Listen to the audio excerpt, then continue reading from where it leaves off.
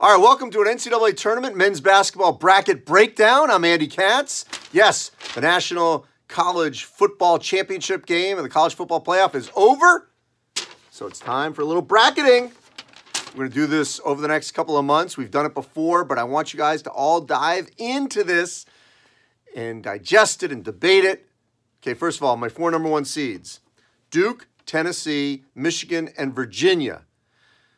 What you won't see is something that equates to the Power 36 or the top 25 all the time. Now, those are my 4 best teams in the Power 36 in a different order.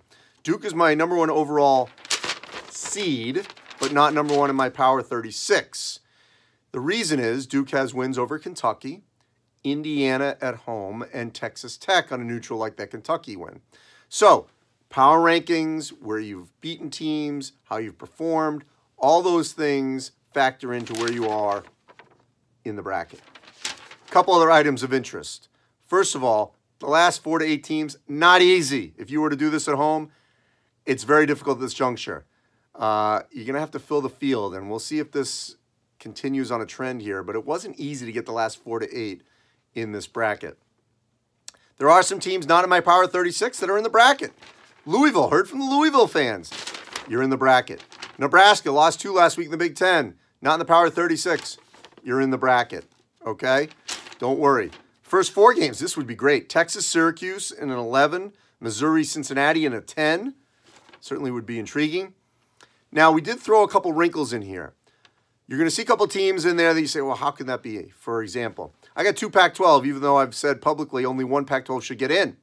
So we went to so Arizona State's got the best non-conference win over Kansas at home. What if Arizona State is at large, in the large pool, but doesn't win the Pac-12 tournament? So we had Arizona win the Pac-12 tournament to give 2 bids for the Pac-12. Nevada loses at New Mexico, regular season. What if they lose in the Mountain West Conference tournament? That's what we did here, losing to Fresno State, 2 bids for the Mountain West Conference.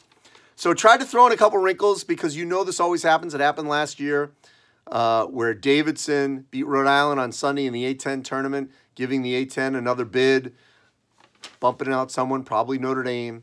So try to do some of those where you have to anticipate that some of this will occur.